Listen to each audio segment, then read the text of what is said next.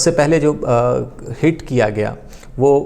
Establishment کی طرف سے یا طاقتور اداروں کی طرف سے، تو وہ پاکستان تحریک انصاف کے ہارڈ لائنرز تھے. لیکن وہ ٹائم تھا کہ جب الیکشن کی اناؤنسمنٹ نہیں ہوئی تھی اور ابھی یعنی مطلع کافی حد تک صاف تھا. تو اب جب الیکشن کی اناؤنسمنٹ ہو جاتی ہے اور اس کے بعد ہمارے پاس جو ٹائم لائن ہے وہ کم رہ جاتا ہے، اور اس ٹائم کے ساتھ ساتھ ہم نے یہ بھی دیکھا کہ جو پاکستان تحریک انصاف کا جو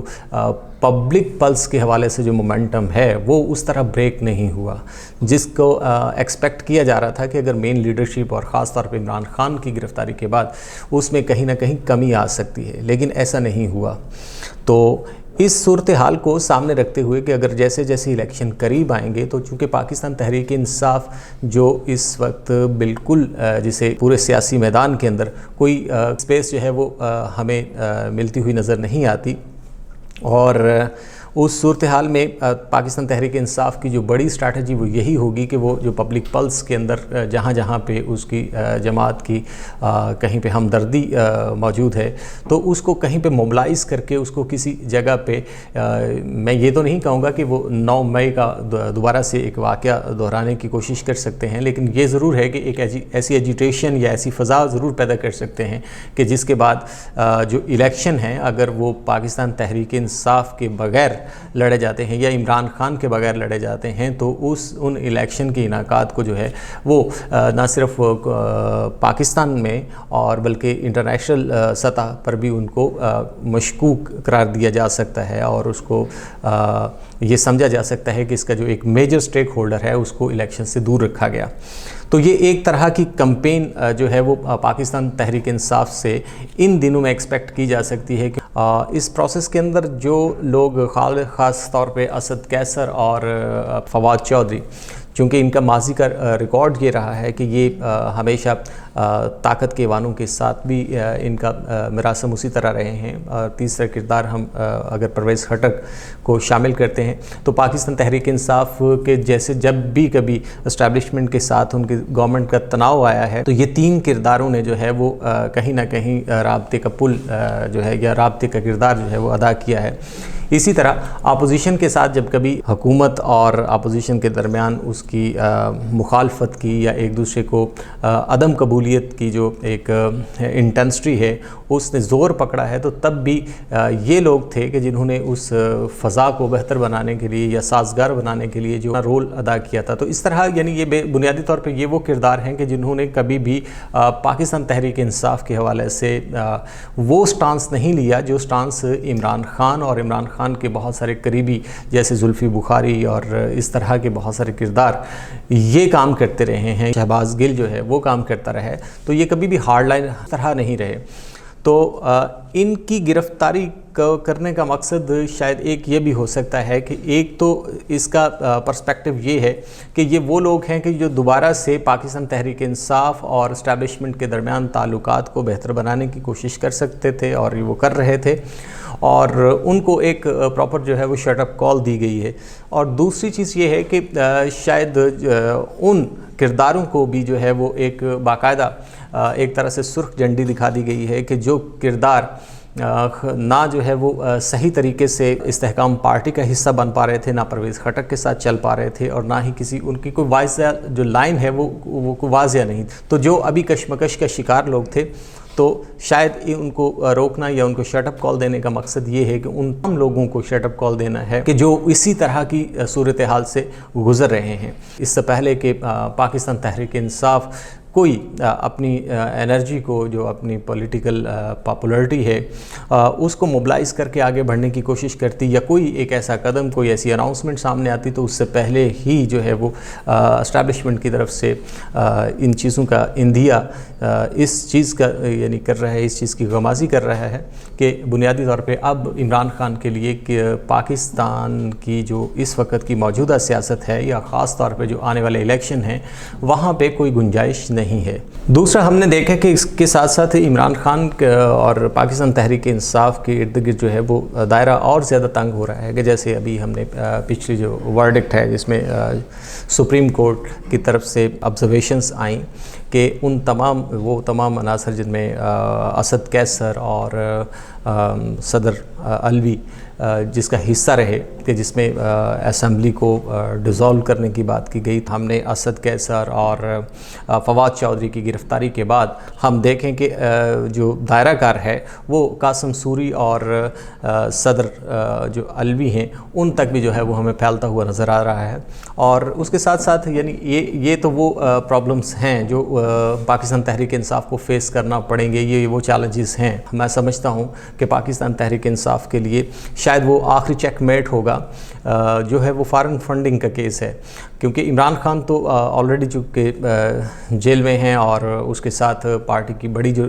لیڈرشپ تھی یا تو وہ تتر بتر ہو چکی ہے یا دوسری پارٹی میں اپنے آپ کو وہ ایڈجسٹ کر چکے ہیں. تو اس ساری سچویشن میں اگر لیڈر جو ہے وہ جیل میں موجود ہو اور نمبر 2 جو قیادت تھی وہ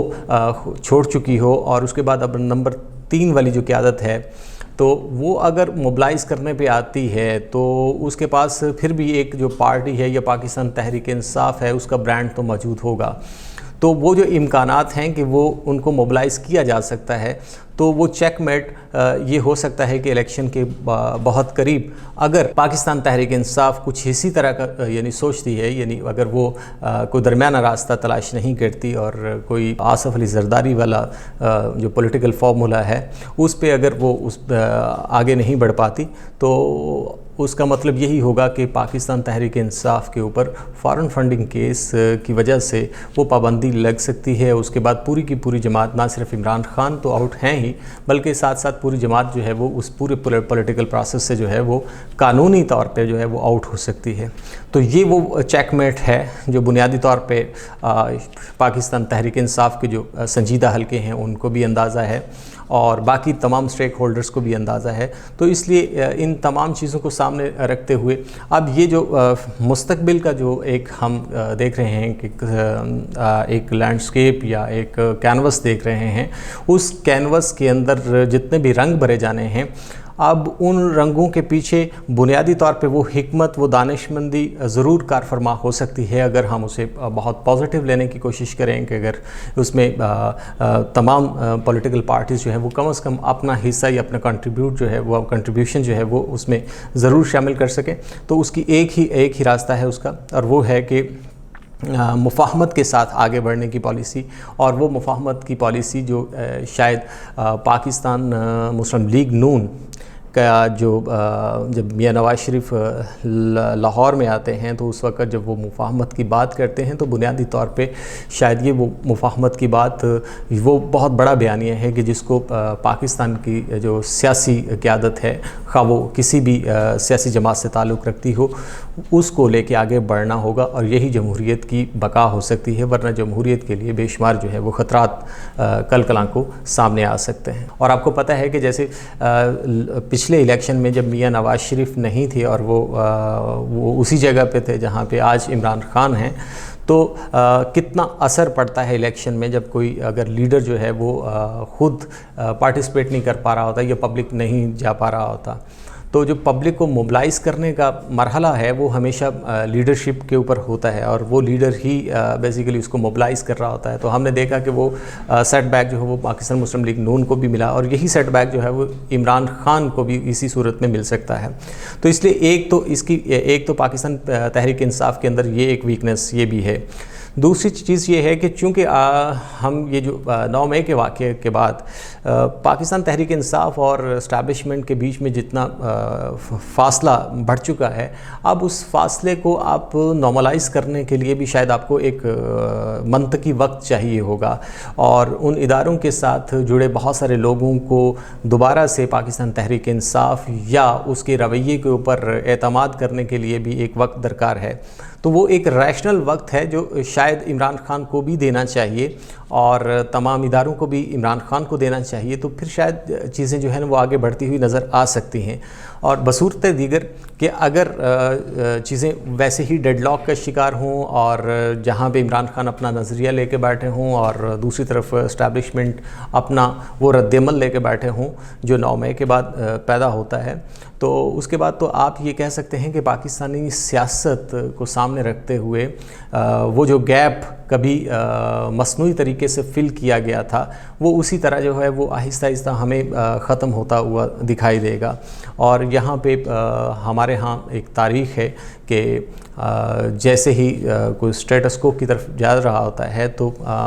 لوگ جو ہیں وہ ہمیشہ اس ویو لینتھ کے ساتھ چل رہے ہوتے ہیں، اور بہت سارے پاپولر لیڈر جو ہیں وہ اپنی اساس اور اپنا اثاثہ کھو دیتے ہیں جب وہ طاقت کے ایوانوں کے ساتھ جڑتے نہیں ہیں۔ یہ پاکستان کی کہہ لیں کہ سیاسی تاریخ ہے، اسے خوش قسمتی کہہ سکتے ہیں، بدقسمتی کہہ سکتے ہیں، اسے کوئی بھی نام دیا جا سکتا ہے، لیکن یہ ایک فیکٹ ہے۔ اور اس فیکٹ کو سامنے رکھتے ہوئے اگر پاکستان تحریک انصاف کوئی ایسا راستہ اختیار کر لیتی ہے تو اس کے پاس یہ مارجن ضرور ہوگا کہ وہ اس الیکشن میں اگر وہ بھرپور طریقے سے اپنے نتائج نہیں لے سکتی، لیکن یہ ضرور ہے کہ وہ اس سیاسی نظام کا یا اس